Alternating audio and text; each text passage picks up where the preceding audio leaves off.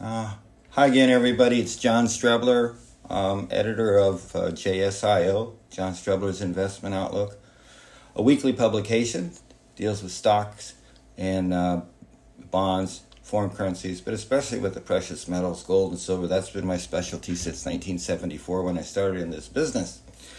Today we're going to start off with something kind of weird. It's going to sound like bragging, but actually there's a point to it.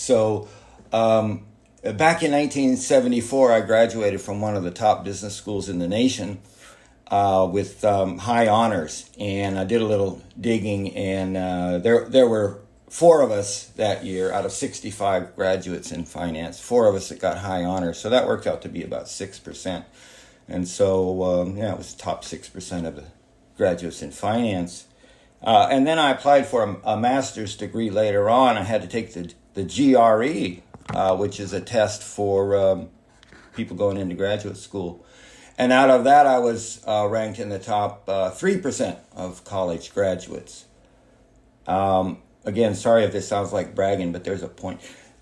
And then back even further, in 8th grade, the state of California, doggone this thing, state of California gave everybody a test, reading, writing, comprehension, all kinds of stuff. And I ended up coming out in the top 1% there. So here's the point. Maybe I'm in the top 6% to 1% of people in America in terms of academics or intellect. So let's say I'm in the top 1%, just for argument's sake. You'll see why I'm saying that. So in the U.S., there's currently about 348 million people. Of those, 210 million are in the workforce, according to the Federal Reserve Bank data. And out of that 210 million, college graduates at least, 1/3 of them said that they wanted to go into the field of finance. Well, that's because that's where all the big money is these days. But that doesn't mean that 1/3 of the workforce is in finance. So let's just say that the workforce has maybe 10%. 10% of the workforce is in finance. Well, that works out to be, what is that? About 35,000 people working in finance that are in the top 1%. Intellectually, IQ-wise, whatever. 35,000 people. So even assuming I'm in that top 1%, let's say that half of those are smarter than me and the other half, I'm smarter than them. So that would mean 17,500 people. So a minimum of 17,500 people are in the field of finance, and in the field of trading. I broke it down even further. In the field of trading and analysis of markets, let's say 17,500 people are in there that are smarter than me. That's a lot of people, and especially considering that the more recent ones know a heck of a lot more than I do about computerized programs and AI and all that stuff. So the bottom line is that there's thousands of people out there in finance brighter than me. And that's why I use technical analysis. Why does this thing keep slipping? That's why I use technical analysis. I don't think that I can outsmart thousands and thousands of people who are smarter than me and probably have a better knowledge of what's going on these days with the markets and the techniques and so on and so forth. I sure can't beat them when it comes to inside information. I can't beat them when it comes to computerized trading strategies and whatnot. So I can't top these guys.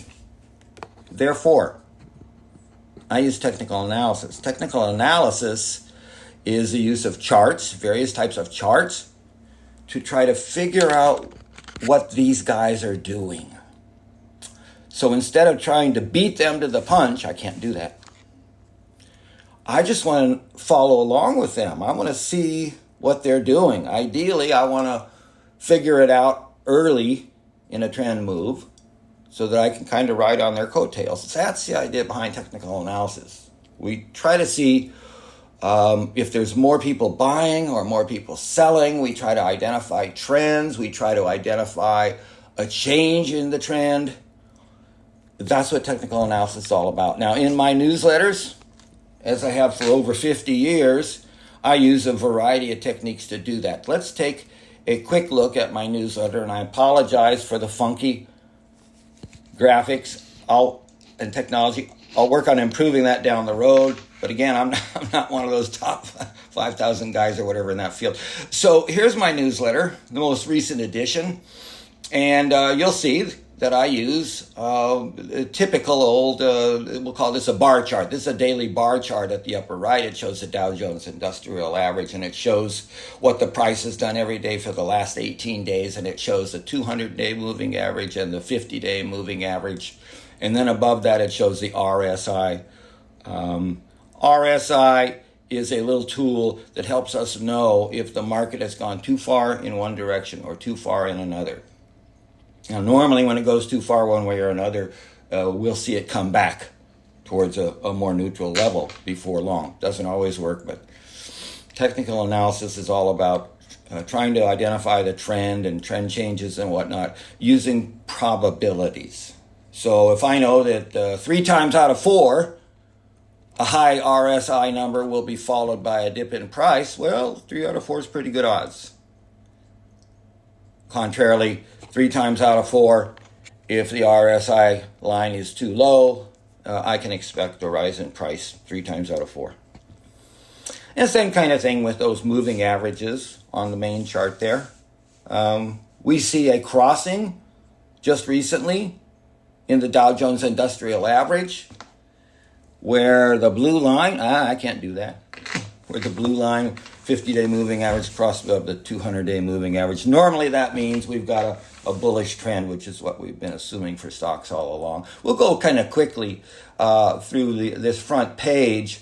I created this index here. It's called the Market Direction Index, or MDI, and it helps me know what the big trend is. And you can see there that I'm showing that it's made a new high, but just barely.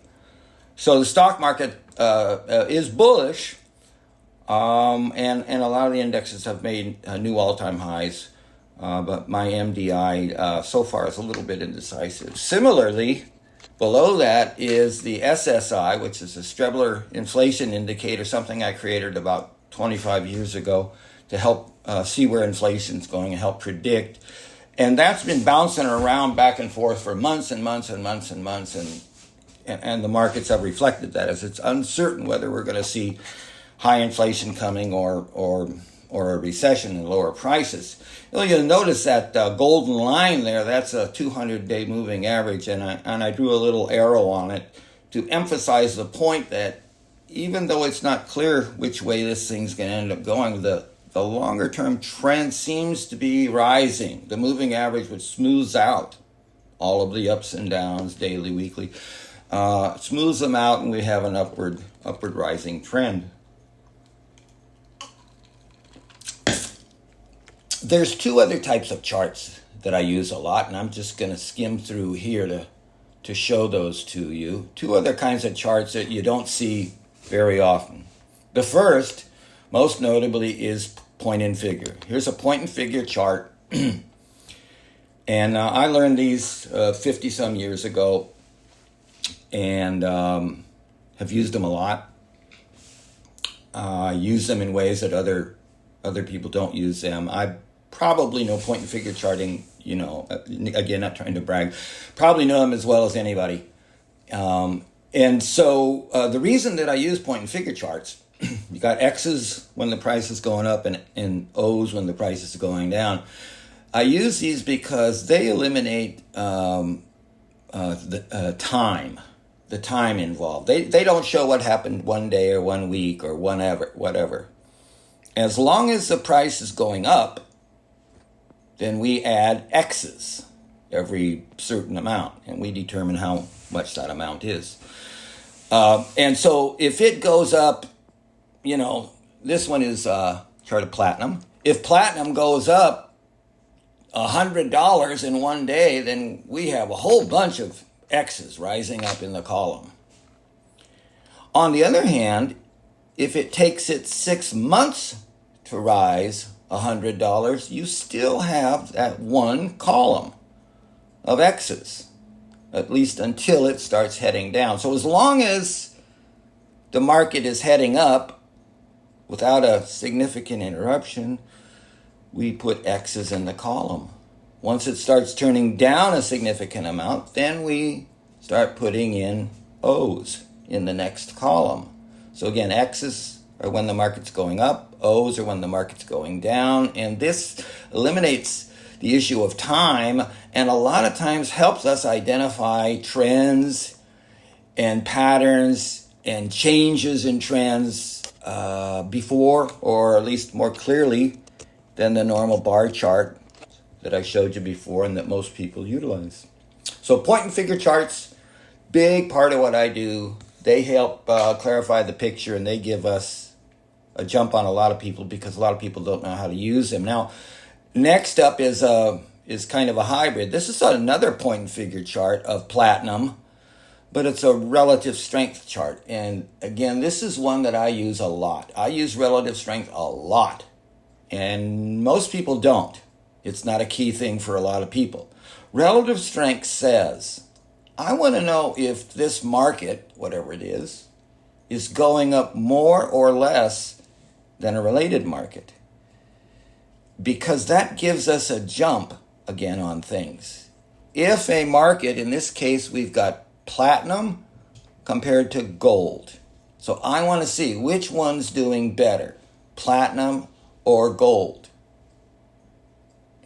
And to reiterate, clarify, the reason we do that is if we see a trend change in the relative strength chart, that very often comes before a trend change in the actual item itself. So, we want to watch that. In this case, what I've identified with this green line that's going downward, we see that the X's have penetrated through that green line, thereby giving us a buy signal of sorts. This is saying platinum has been doing worse than gold for many, many months, but now that's changed. Well, so that helps us know if I want to invest in precious metals, maybe I ought to be putting some money into platinum instead of gold. So these are some of the technical analysis charts that I use. These are the ones I emphasize the most. And again, the rationale is I use technical analysis to help see what the big boys are doing, what the guys that are smarter than me, the 17,000 or whatever it is, people out there in the business that are smarter than me.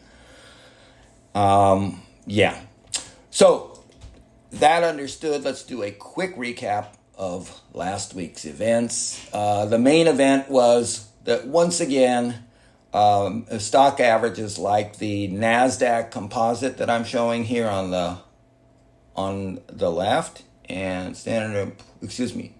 NASDAQ on the left, Standard & Poor's on the lower right here. Both of them made new highs last week, which again tells us we're in a bull market. But remember that RSI? No, you don't. But the RSI helps us know if it's gone too far one direction or another. RSI has been saying for several weeks now that, hey, stock market is overbought. It's due to pull back. So far it hasn't done it. But summertime, we usually see a lot of wild action. So my guess is sometime in the next few weeks, we're going to see a pretty big dip in stock prices. So we want to be in the stock market. We want to own especially tech stocks, AI stocks. We also want to own a nice basket of non-U.S. stocks. Those are where the action is. Those are the ones I'm emphasizing. But we're going to look for a dip to buy more of them. The next area is the bond area. Where the heck is that? Bond area here on the... I'm going to get to it. Bear with me. There's a chart on the right of the 20-year bond yield, how much bonds yield. And you can maybe see by that red line rising, that 200-day moving average rising, that tells us that the big trend is up. We're going to see increasing yields on bonds, which means bond prices are going to drop, and therefore I continue to recommend a reduced percentage of holdings in the bond market. The area that we want to be in the most, the one that I'm recommending the biggest concentration of holdings, is in, where are we? Come on, we can do this. There we go. It's in the gold market. Gold, silver, platinum, the mining shares. Those are in a big secular bull market. Secular meaning really long term. Based on all of the charts, along with a lot of the fundamentals, we should reasonably expect them to continue rising. If not this summer, then certainly in the fall, because they tend to go up in the fall. So listen, guys, that's it for now. In the future, I'm going to try to refine my technology and whatnot, give you a better product.